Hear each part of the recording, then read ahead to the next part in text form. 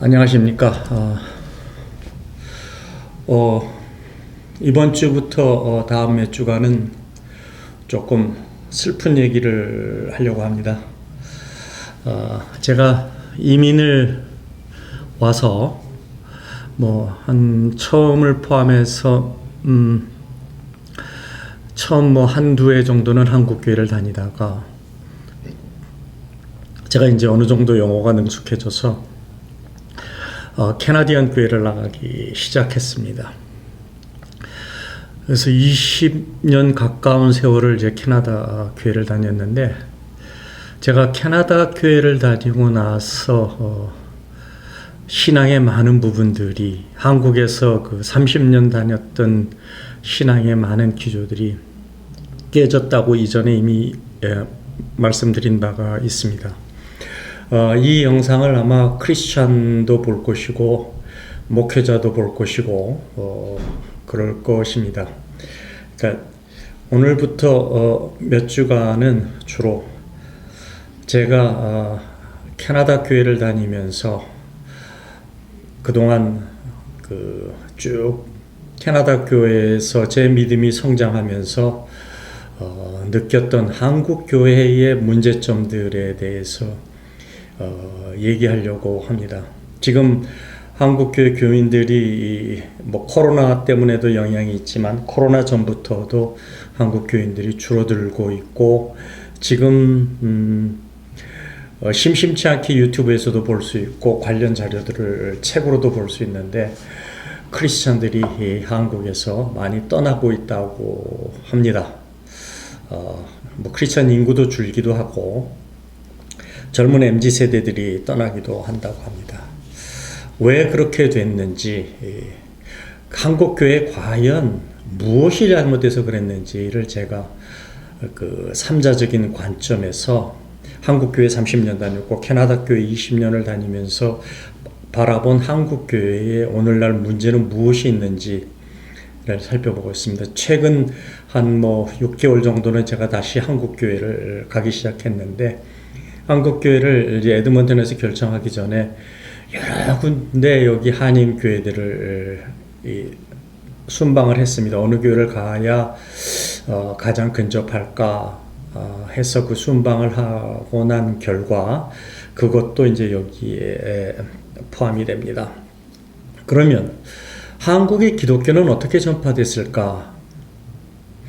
다 아시는 대로 해외 선교사들이 들어와서 한국 기독교의 씨앗이 뿌려졌지요. 많은 사람들이 알 겁니다. 그런데 그 깊숙한 이면들은 한국교회 목회자나 한국교회 교인들은 잘 모르고 있습니다. 일부 사람들을 제외하고는. 그리고 이제 제가 또 나름대로 한국에 왔던 북미 선교사들에 대해서 이렇게 쭉 자료를 찾아봤는데 많아요. 그리고 그 자료가 상당히 미비한 것도 많아요. 그래서 다 알 수가 없어요. 아무튼 해외 선교사들이 한국에 들어와서 뿌린 복음의 씨앗, 그 피와 눈물과 땀과 기도는 매우 많다라는 것을 보고 제가 깜짝 놀랐습니다. 그럼 이제 한국의 기독교 유래에 대해서 살펴보죠. 이제 19세기로 올라갑니다. 1832년에 독일인 카를 귀즐라프라는 선교사가 한국에 한 일주일 정도, 그 당시 조선이죠. 조선에 일주일 정도 체류를 했습니다. 그래서 이제 그게 한국 해외 선교의 해외 선교사들이 한국 선교 시초라라고 말하는 사람도 있고, 1개월 정도 짧은 시간이었기 때문에 그 사람이 이제 태국도 가고 한국도 오고 중국도 가고 그랬습니다. 그래서 그거는 너무 짧아서 아니다라고 얘기하는 사람도 있습니다. 그로부터 이제 몇십 년이 흐른 후에 1865년에 웨일스 사람, 영국인이죠. 로버트 토마스 선교사가 한국에 상륙해서 이제 선교를 본격적으로 시작합니다. 바로 이 시기를 한국의 복음의 씨앗이 떨어진 시기라고 많은 역사가들은 얘기를 합니다. 그런데 이분이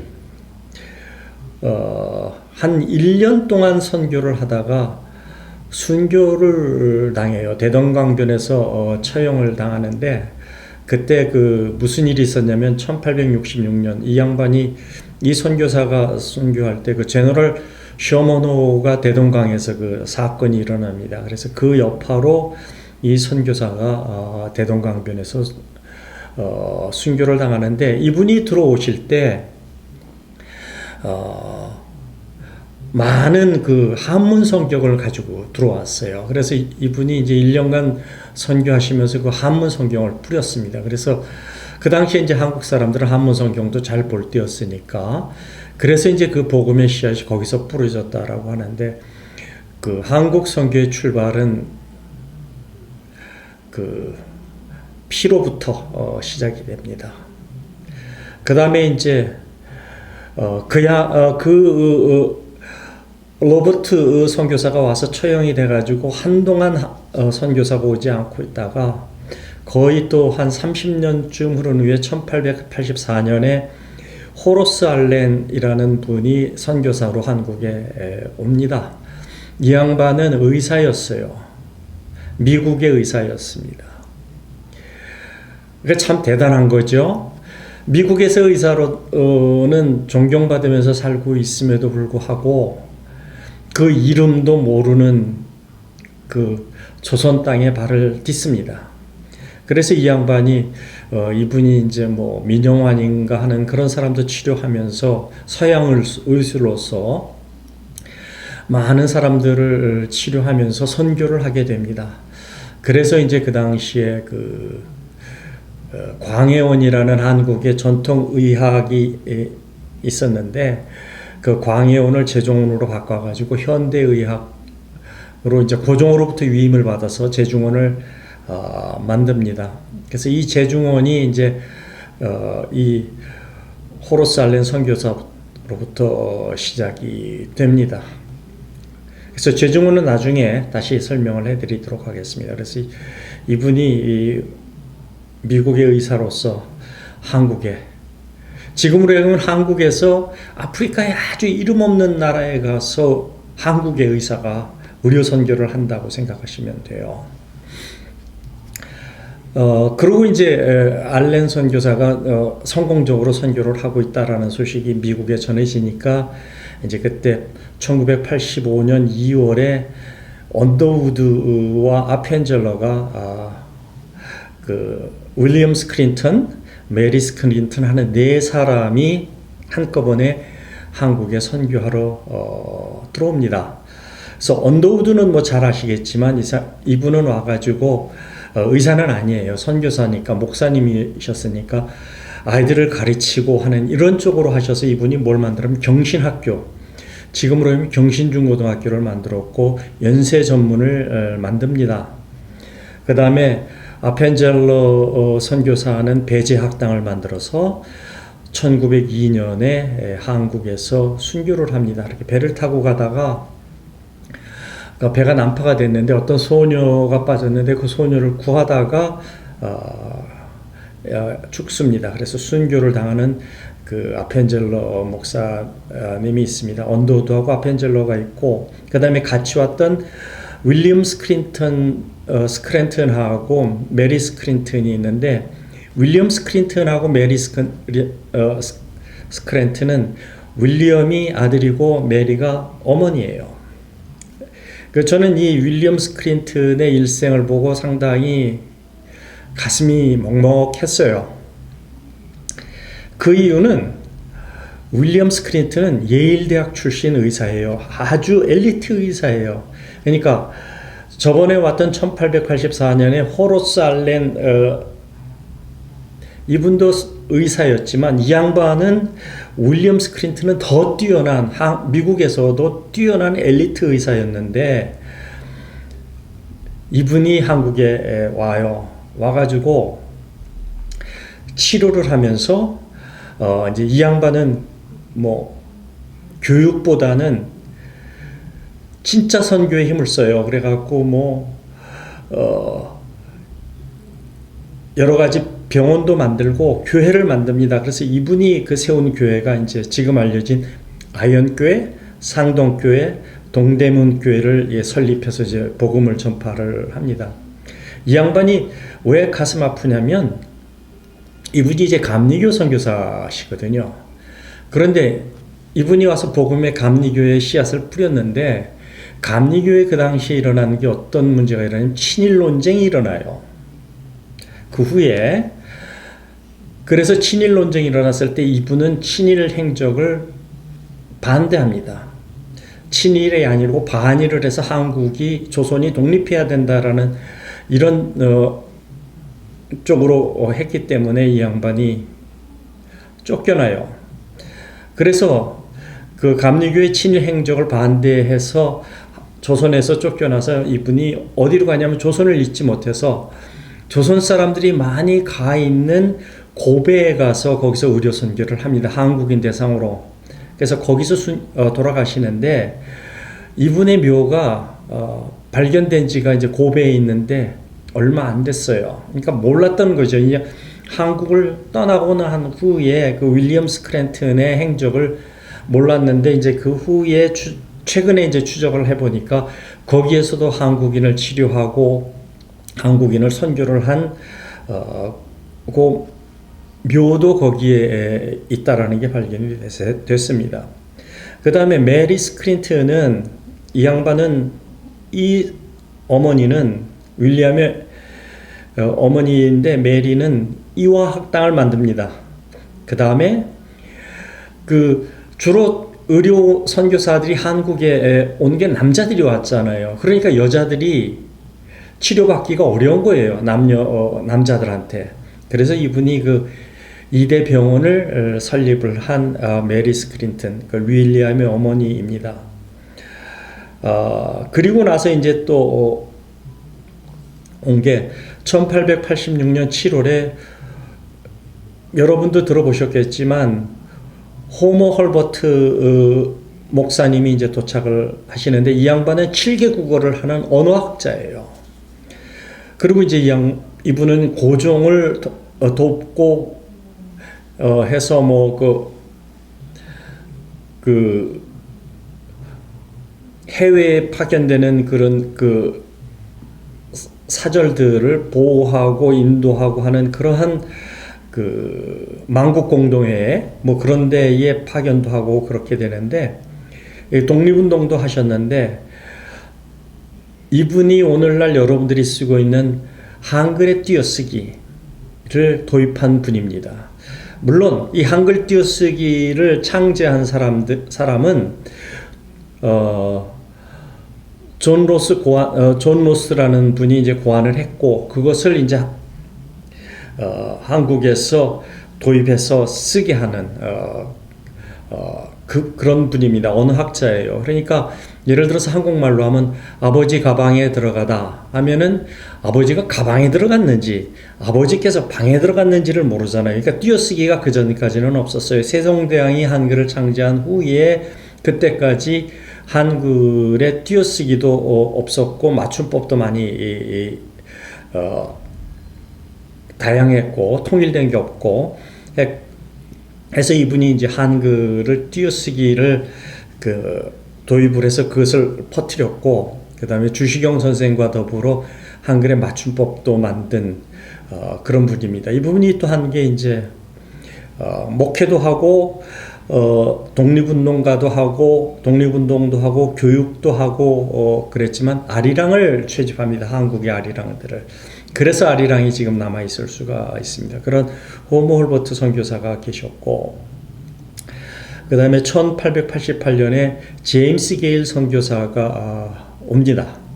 한국에 오셔서 이분은 캐나다 목사신데 이분이 이제 만든 게 뭐냐면 우리가 쓰는 여호와 갓 근데 이게 한국말로서는 없잖아요. 그래서 이분이 이제 만든 게 뭐냐면 하나님이라는 순수 한국말의 갓을 만듭니다.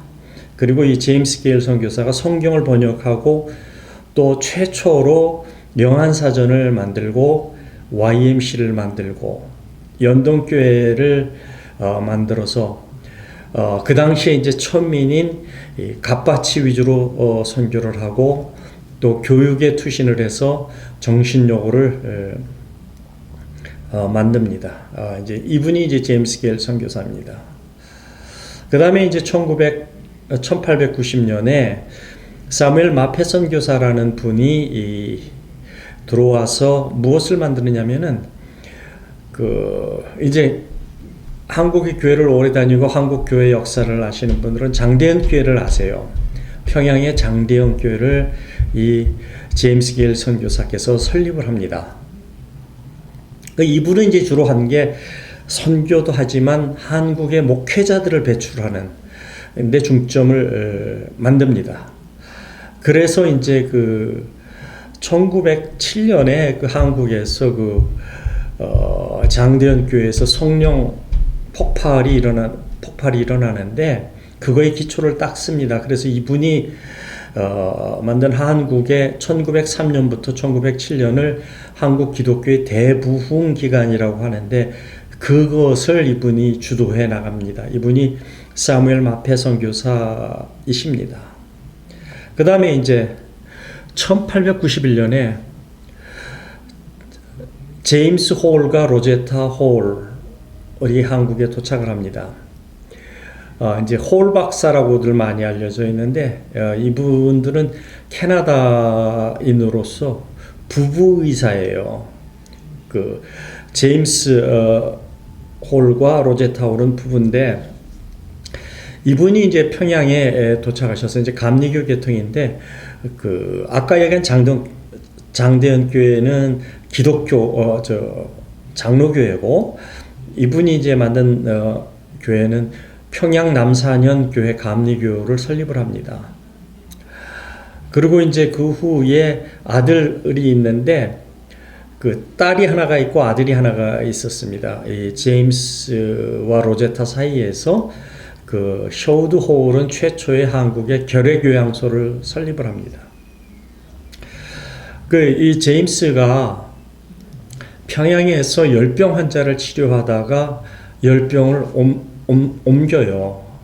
그래서 이제 이분이 서울로 급히 이송해서 서울에서 치료를 받는데 열병으로 죽게 됩니다.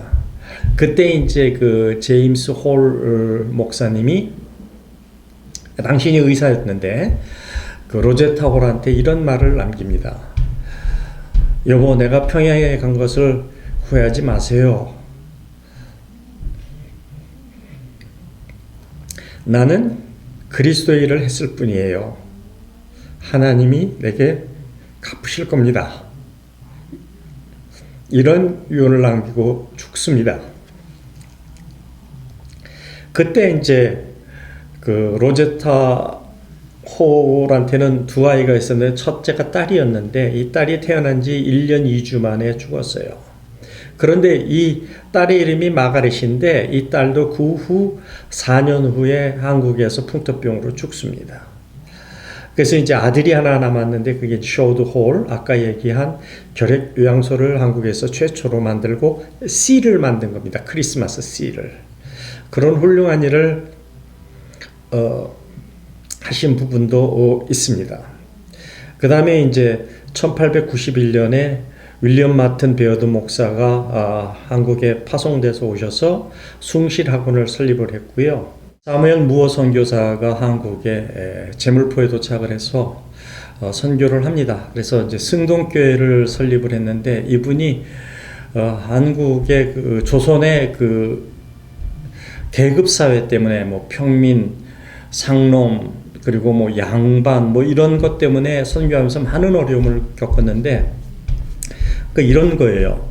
이분은 백정을 선교를 했는데 일반 평민이 백정하고 같은 자리에 앉아서 예배를 드릴 수 없잖아요. 그래서 많은 교회 내에 문제가 생깁니다. 근데 이분은 끝까지 백정의 편을 두고 해서 결과적으로는 백정에 대한 차별을 없앱니다. 그러니까 여기서부터 한국의 계급 사회가 서서히 무너지기 시작해요. 그게 이런 데서 출발을 합니다. 아까는 이제 갓바치를 선교를 했다고 그랬잖아요. 제임스 게일 선교사는. 이분은 이제 백정에 대해서도 선교를 했는데 이 첫 번째 선교한 백정으로부터 그 아들이 박세영이라는 아들이 있는데 그 아들이 조선 최초의 양의사가 됩니다. 그 나중에 다시 설명을 하도록 하겠습니다. 그러니까 1894년에 올리버 에비슨이라는 이제 의사가 의료 선교로 도착합니다. 이분은 캐나다 의사예요. 그런데 이제 아까 얘기한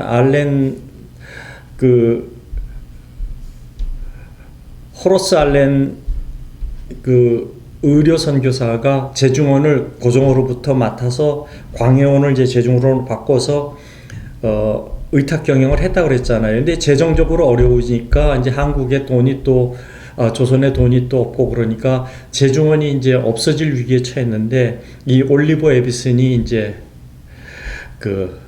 제중원을 독자적으로 운영을 합니다. 그러니까 뭐 약도 전부 미국에서 수입해야 되고 하기 때문에 비용이 많이 들어가잖아요. 그래서 이분은 미국으로부터 선교 도네이션을 받아가지고 그것으로 이제 제중원을 독자 운영을 하는데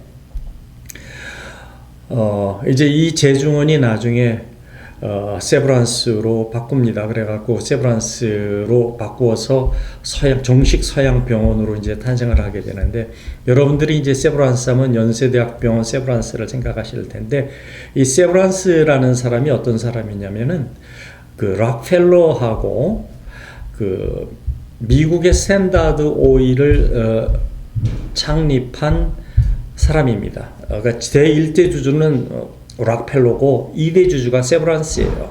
그래서 이분들이 이제 텍사스에서 기름을 원유를 석유를 발견해서 그거를 해서 스탠다드 오일을 만들어서 돈을 엄청나게 법니다. 그래서 물론 그 당시 이제 락펠러가 세계 제1의 부자였죠. 뉴욕에 가면 락펠러 빌딩도 있잖아요. 그게 바로 락펠러가 지은 거거든요. 그러니까 이 사람이 대2제 주주인데 세브란스라는 사람이 이 세브란스가 거액을 도네이션을 합니다. 그 당시에 엄청난 돈을 도네이션했는데 지금으로 하면 한 1,000억 뭐 이런 정도를 낯선 한국에 아주 가난한 한국에 1,000억이라는 돈을 지금 돈으로 보내가지고 세브란스 병원을 현대화로 그 당시에 현대화로 짓습니다. 그래서 이 올리버 에비슨이 거기에서 이제 한국 학생들을 가르쳐가지고 최초로 7명의 서양 의사가 탄생을 합니다. 그 중에 한 사람이 바로 아버지가 백정이었던 박서양이라는 사람이 여기서 배출이 됩니다. 여러분들이 기회가 되시면은 한번 제중원이라는 옛날에 했던 드라마를 보시면 이 얘기들이 잘 나옵니다. 그래서 이 박서양이라는 최초의 한국 의사는 나중에 한일 합방에 대해서 많은 사람들이 독립운동을 할 때 한국에서 엄청난 돈을 벌었음에도 불구하고 이 박서양이라는 분이 조선을 떠나서 그 독립군을 따라 만주에 가가지고 만주에서 그 독립군의 뒷바라지를 하고 병을 치료하고 부상자를 치료하는 그렇게 헌신하는 삶을 살았던 그 박서양이라는 사람이 바로 이 올리버 에비슨이라는 분한테서 자랐습니다.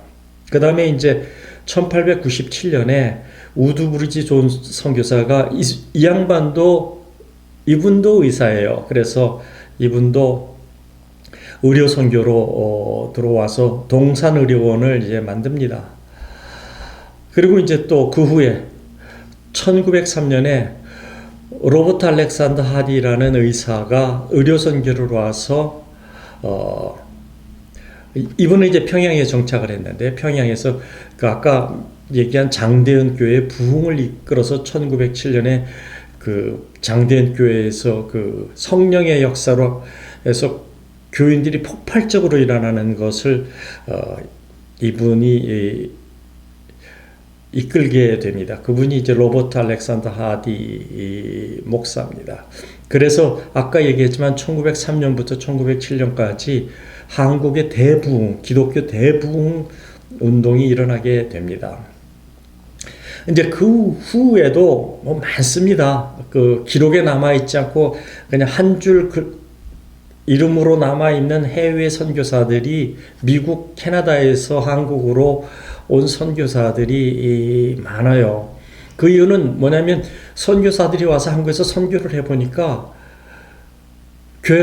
교인이 폭발적으로 많아지는 거거든요. 어느 나라에서도 보지 못했던 그런 폭발적인 그 기독교 부흥이 일어나니까 그 미국, 캐나다에서 많은 선교사들을 한국으로 보내요. 근데 지금까지 봤다시피 주로 의료 선교, 의사였던 선교사들이 많이 옵니다. 그래서 한국 땅에서 순교를 하고 하는 그런 놀라운 역사가 일어나게 됩니다. 그 이제 최근에 그 인유한이라는 그 연세대 의사가 있잖아요, 교수가. 이분하고 이제 관련된 게 뭐냐면 1903년 11월에 존 프레스턴 선교사가 그 한국에 도착해서 이분은 이제 순천 쪽으로 가서 순천에서 순천 지역 선교를 합니다. 그러니까 이분이 바로 그 한국명 이름이 변요한이에요. 그래서 이 변요한 목사님이 나중에 인요한 가족하고 연결이 있고 인연 가족과 연관이 있는 그런 분입니다. 그 다음에 이제 1917년에 또 이제 제임스 로저스 선교사가 의료 선교를 오게 됩니다. 한국에 와서 이 양반은 이분은 순천 알렉산더 병원을 만들고 한국의 풍토병인 스프루를 발견하고 치료법을 여기서 찾습니다. 그때까지 한국의 풍토병들이 있었는데 그 중에 하나인 스프루 치료법을 찾아냅니다. 여러분들이 이제 지금까지 들으셨겠지만 저는 지금 큰 줄기를 개괄적으로만 얘기를 했는데 미국, 캐나다의 많은 선교사들이 이름 모를 한국 땅에 와서 본 나라에서 캐나다나 미국에서 잘 살 수 있는 의사들이 한국에 와서 그 이름도 없는 한국에 와서 선교를 합니다. 그래서 이분들이 그 한국에 복음의 씨앗을 뿌립니다. 그래서 수많은 사람들이 이 해외 선교사들 미국, 캐나다에서 한국으로 와서 이제 기독교를 전파를 하는데 현대 기독교 역사가 기록하고 있는 것은 뭐냐면 이 선교사들, 북미의 선교사들이 한국에 와서 기독교를 전파하고 헌신하고 해서 일어난 게 뭐냐면 기독교 부흥이 일어났고 사회가 개혁이 됐다. 그러니까 양반 사회가 많은 부분 이 벽이 이 선교사들 때문에 허물어졌다. 그 다음에 이 기독교 전파 속도, 천주교를 얘기하는 건 아닙니다. 기독교 전파 속도가 초대교회 이스라엘에서 이스라엘에 번졌던 유대교에서 기독교로 바뀌는 예수님이 오셔서 그 전파 속도보다 더 폭발적이었다라고 역사가들은 기록을 하고 있습니다. 그게 현대 선교 역사가 그렇게 기록을 하고 있어요. 그 세계에서 기독교가 부흥적으로 일어나는 요건을 갖춘 세계에서 몇 안 된 나라 중에 하나가 바로 한국이었다. 거기에는 많은 북미의 선교사와 의료 선교사들의 눈물과 기도와 헌신이 있었다라는 게 지금 역사가들이 얘기를 하고 있습니다. 그래서 참 한국이라는 나라가 엄청나게 못 살았는데 한일 해방이 되고 한일 합방으로부터 이제 한국이 해방이 되고 또 그 후에 6.25 전쟁이 일어나고 난 후에 밑바닥에서 아무것도 없는 그 당시 한국의 GDP가 100불 이하였다고 제가 기억을 하는데 60몇 불 이런 정도였는데 필리핀이나 아르헨티나 이런 나라보다 훨씬 못 사는 아시아에서도 제일 못 사는 나라였는데 그런 기독교의 폭발적인 역사가 하나님의 역사가 60년대 후반부터 60년대 후반, 70년대, 80년대, 90년대 초에 걸쳐서 기독교가 엄청나게 부흥을 하고 거기에 뭐가 또 부흥을 했습니까? 한강의 기적이 일어났어요. 그러니까 한강의 기적이 저절로 우리가 노력해서 우리 힘으로 이루어진 게 아니라 그 밑바탕에는 기독교의 부흥이 깔려 있었어요. 여러분들은 뭐 나이가 어떤지 모르겠는데 저는 60년대를 경험했던 사람입니다. 60년대에 저는 청계천변에서 살았는데 그때 청계천에 물이 이렇게 흘러나오면 지금은 물이 막더라고요. 이 흘러나오면 청계천 판자촌 옆에 이제 물이 흘러나오는데 시커먼 물이 흘러나와요. 이제 그런데도 애들이 가서 거기서 수영을 합니다. 물론 저도 수영을 했어요. 근데 저는 수영을 하다가 보니까 뭐가 하나 둥둥둥둥둥 떠내려오더라고요. 이렇게 보니까 그게 똥이에요. 그 당시에는 그 수세식이 아니고 바로 그냥 그 대변을 보게 되면 그게 청계천으로 쏟아져서 내려오는 그런 때였습니다. 그래서 제가 그 다음부터는 청계천에 가서 수영을 하지 않았습니다. 그러니까 그 정도로 한국이 못 살았어요. 그러니까 제 어린 시절을 보면은 참 끔찍하게 한국이 못 살았습니다. 그런데 이제 그 경제 발전의 원동력은 한국 기독교의 발전, 거기에는 그 선교사들의 그 피와 땀과 눈물과 헌신과 기도가 있었다는 것을 꼭 기억하시기 바랍니다. 그래서 우리가 잊지 말아야 될 것은 우리의 오늘날 발전, 그 다음에 뭐 1000만 명까지 기독교인이 됐다가 지금은 1000만 명이 안 된다고 하던데 그런 것, 한국의 대형교회를 보면은 여러분들은 뭘 떠올려야 되냐면 그 1800년, 19세기에 왔던 그 미국이라는 나라, 캐나다라는 나라부터 의료 선교를 하기 위해서 가난한 한국, 이름도 없는 한국에 와서 그 헌신을 했던 그 해외 선교사들을 기억해야 합니다. 그러니까 해외 선교의 역사가 한국처럼 그렇게 해외 선교가 성공적으로 된 나라는 한국밖에 없습니다. 그래서 오늘은 이제 제가 여러분들한테 조금 듣기 힘든 북미의 해외 선교사와 우리 해외 선교의 조선에서의 역사에 대해서, 그 다음에 그게 항일 독립운동으로 번져지는 그 3.1운동도 그 해외 선교사들이 뿌린 씨앗으로부터 이어져 내려온 겁니다. 그분들이 와서 교육을 했기 때문에 이제 그런 것들이 깨어가지고 했고, 예를 들어서 3.1운동의 33인 중에 많은 부분 17명인가가 목사님이었잖아요.